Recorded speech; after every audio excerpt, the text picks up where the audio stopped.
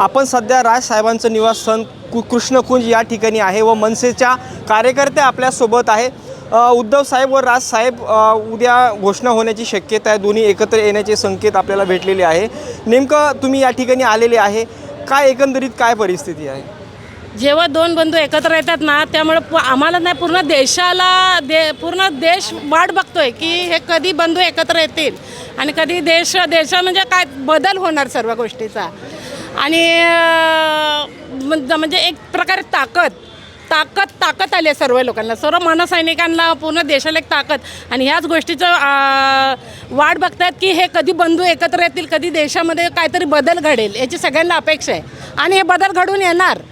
तुम्ही भरपूर मोठ्या प्रमाणात या ठिकाणी सर्व महिला आलेल्या आहेत, नेमक्या कुठून आलेल्या आहेत तुम्ही व तुमचे पद वगैरे नेमकं काय काम करता तुम्ही? आम्ही धारावी विधानसभा महिला विभाग अध्यक्ष भारती कळंबे आणि बाकीचे सगळे उपविभाग अध्यक्ष, उपविभाग सचिव, शाखा अध्यक्ष, शाखा सचिव, मनसैनिक, हे सर्व म्हणजे खूप मोठ्या प्रमाणात महिलांचा मोठा मॉब तयार झालेला आहे धारावीमध्ये।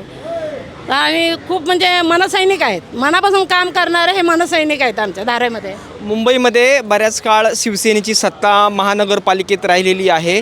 महाराष्ट्रात तरी वेगवेगळे सत्तांतर झाले, परंतु या ठिकाणी कायमच भगवा फडकवलेला आहे। येत्या या निवडणुकीमध्ये काय वाटतं? आता जी नेत्यांमध्ये जी चर्चा चालली आहे, कोण म्हणतं मराठी महापौर पाहिजे, कोण म्हणतं हिंदू महापौर पाहिजे।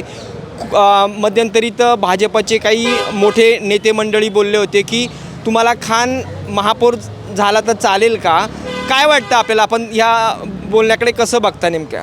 आम्हाला तर मराठी माणूसच पाहिजे, कोणी नको आहे आम्हाला। आमचे जेव्हा हे दोन्ही बंधू एकत्र येतील ना, तेव्हा देशामध्ये बदल घडणार आणि आम्हाला पूर्ण देशाचा महापौर, मंत्री, म्हणजे जे काय असेल ते सगळं आमचं मराठी माणूस पाहिजे सगळीकडे। सर्वसाधारण या ठिकाणी मुंबई म्हटल्यानंतर झोपडपट्टी ही आलीच। बऱ्याचशा झोपडपट्ट्या उद्ध्वस्त होऊन त्यामध्ये कन्स्ट्रक्शन, मोठमोठे बिल्डिंग उभ्या राहत आहे। त्यामध्ये विशेष काय काय अडचणी येत्या नागरिकांना, मराठी माणसांना? नागरिकांना तर खूप साऱ्या अडचणी आहेत, नागरिकांना, प्रत्येक गरिबांना अडचणी आहेत, सर्वांना अडचणी आहेत। पण हे जे चाललं आहे ना, हे फक्त मराठी माणसांनी कॉन्ट्रॅक्ट घेतलं पाहिजे, मराठी माणसांनी धारे उभी केली पाहिजे आणि मराठी माणूसच स्वतःहून पुढे आला पाहिजे। आम्हाला अदानीला ह्यांना त्याला द्यायचं नाही आहे आम्हाला धारावीमध्ये। येणाऱ्या निवडणुकीमध्ये काय वाटतं? भाजपाची घोडदौड चालू आहे महाराष्ट्रामध्ये। विधानसभेला, आता नगरपालिकेला पण मोठ्या प्रमाणात त्यांना म्हणजे विजय झालेला आहे। येणाऱ्या मग निवडणुकीत मुंबईमध्ये तुम्हाला काय वाटतं एकंदरीत? येणाऱ्या निवडणुकीमध्ये महाराष्ट्र नवनिर्माण सेना ही येणारच आणि यायलाच पाहिजे आणि येणार, आम्हाला 100% खात्री आहे। दोन्ही भाऊ एकत्र येत आहे, त्याबद्दल नेमकं ते येत आहे का? नेमकं अजून मुहूर्त भेटलेला नाही, काय नेमकं तुमच्यामध्ये काय चर्चा नेमकी काय आहे? दोन्ही बंधू एकत्र येणार ही चर्चा नाही, ही सगळीकडे हवा आहे आणि सर्वीकडे प्रचार झालेला आहे की दोन्ही बंधू एकत्र। जेव्हा दोन्ही बंधू एकत्र येतील ना, तेव्हा एक प्रकारे ताकद निर्माण होणार, जास्त म्हणजे सपोर्ट मराठी माणसांना जास्त ताकद येणार अजून आणि यावी, हे सगळं पूर्ण देशाची इच्छा आहे आमची।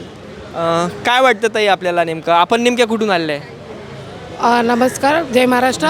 माझं नाव श्रुती दामोदर, मी धारावी 183ची शाखा प्रमुख आहे आणि या माझ्यासोबत सगळ्या महिला आहेत। तर मराठी अस्मिता जपण्यासाठी राजसाहेब ठाकरे जे प्रयत्न करतात ते त्यांच्या पाठीशी आम्ही असेच उभे राहणार। विशेष करून नागरिकांची या ठिकाणी काय काय समस्या आहे इथं मुंबईकरांना? पक्ष विभागले गेलेत, त्याच्यामुळे कसं वेगवेगळ्या पक्षातून वेगवेगळ्या लोकांना सपोर्ट केला जातो। जो मेन मुद्दा आहे, महाराष्ट्रामध्ये राहतो, मुंबईमध्ये राहणारा प्रत्येक माणूस मराठी बोलतो किंवा मराठी भाषेचा आता जो मुद्दा चाललेला आहे, तर त्याच्यासाठी तर म्हणजे आता राजसाहेब बोलतात ना, महाराष्ट्र आमचा आहे तशी मुंबई आमची आहे आणि ती मराठी माणसाचीच राहणार। ताई काय ताई तुम्ही बोला जे प्रश्न बोला। काय विशेष करून या ना पुढे विशेष करून काय मुंबईकरांना नेमके प्रॉब्लेम काय काय समस्या काय आहेत या ठिकाणी? मुंबई लोकांना मराठी माणसं, बाहेरचे परदेशातले माणसं येतात आणि युती चालवतात। आम्ही मराठी माणूस इथंच जन्मलो, इथंच राहिलं, आम्हालाच आता बाहेरचे लोक येऊन आम्हालाच आता आमचा मराठी माणसांना परदेशात जायला लागलं। तर तेवढे परत बाहेरचे माणसं येतात, त्यांनी ॲक्च्युली यायला नाही पाहिजे। आम्हाला मराठी माणसाला आमची मराठी मातृभाषा भेटलीच पाहिजे। आम्ही भारतीय लोक येतात. बाहेरचे लोक मुंबईत येऊन परप्रांतीय लोकांचं राज्य चाललं आहे. आणि आजच्या काळामध्ये म्हणजे घर घेणं हे मुंबईमध्ये ही साधी गोष्ट नाही आहे. कारण हे अर्ध्याच्या वर हे सगळं मुंबई आहे ना परप्रांतीयांनी भरलेलं आहे, भैया लोकांनी सगळ्यांनी भरलेलं आहे. मग मराठी माणूस काय करतो, मुंबईमधून बाहेर जायला बघतो. तर त्याच्यामुळं म्हणजे परप्रांतीय लोक जास्त झालेले आहेत. पहिलं ह्यांचाच पहिलं काहीतरी बंदोबस्त केला पाहिजे. मराठी माणूस नाहीसा होत चाललं मुंबईमधून. तर आम्हाला हे नाही करायचं आहे. आणि जेव्हा दोन्ही बंधू एकत्र येतील ना, हे काहीतरी घडेल. आणि हे घडवायचं आम्ही तर पूर्ण प्रयत्न करणार मराठी माणसासाठी. आणि आपल्या मुंबईमध्ये तरी मराठी माणूस पाहिजेच पाहिजे. आणि मराठी परप्रांतीयांची जास्त झालेली आहे, पण आम्हाला ते नको आहे.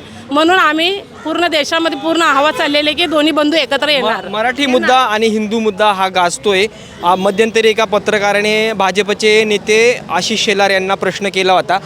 त्यांनी त्याला जो उत्तर दिलं ते पूरक उत्तर नाही दिलं, जे जरा वेगळ्या पद्धतीने उत्तर दिलं. ते बोलले की मुंबईचा महापौर मराठी होणार का, तर त्यावर ते बोलले की मुंबईचा महापौर हा हिंदू होणार.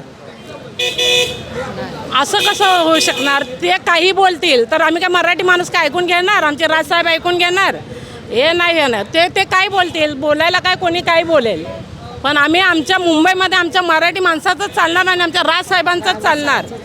हां, आमचं पूर्ण पाठिंबा आहे, आमचं पूर्ण मनसैनिकांचा पाठिंबा आहे. पूर्ण देशामध्ये सगळ्यांचा हे बंधू एकत्र यावं एवढी आमची इच्छा आहे. आणि ते होणार आणि लवकरच हे समोर चित्र येणार. भाजपतर्फे बोलण्यात येते, बरेच काही लोक बघतात भाजपने या ठिकाणी मुंबईत भरपूर काही विकास केलेला आहे.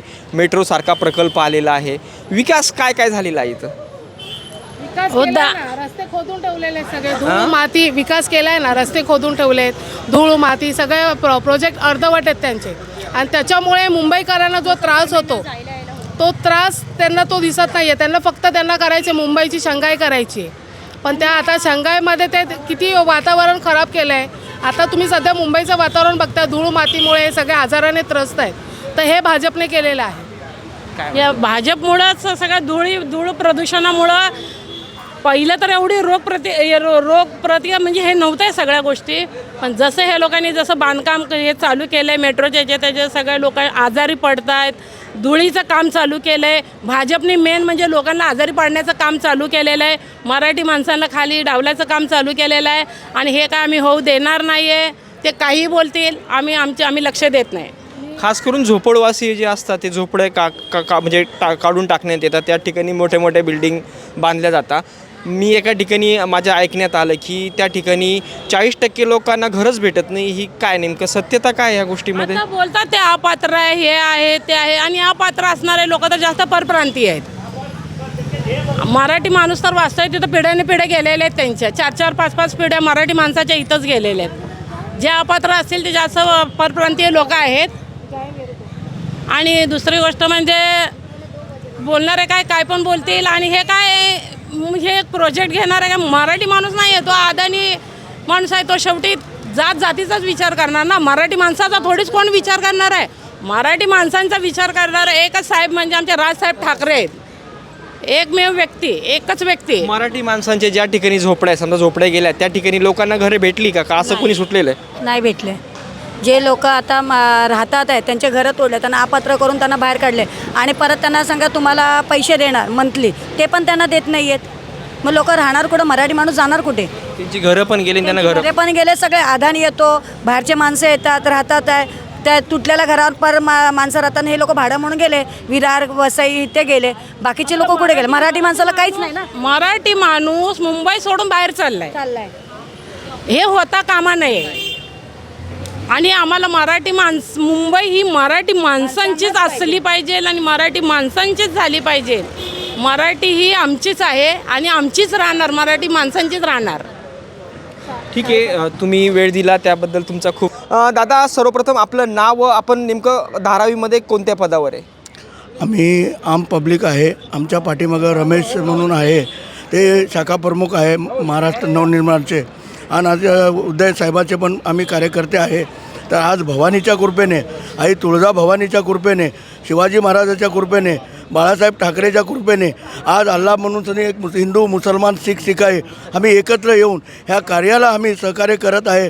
की आमच्या एरियातले आमचे कार्यकर्ते ते कुठेतरी यावे आणि आम्हाला विजयकार व्हावं आणि साहेबांसाठी पण आनंद व्हावं. 20 वर्षाच्या पूर्वी जे दुर्घटना झाली होती, आज ते एकत्र येतात. आई भवानीच्या कृपेने ह्याच्यात जातपात काही नाही आहे. एक समाजकार्य म्हणून एक महाराष्ट्राला यांची मजबूती पाहिजे होती. ते देवाच्या कृपेनं या दोघा भावाची मजबूती आम्हाला मिळाली. ह्याच्यामुळे आम्ही लय आनंदी आहे आणि पुढेही त्यांचे कामं करून देतो. त्यांच्या पाठीशी राहणार.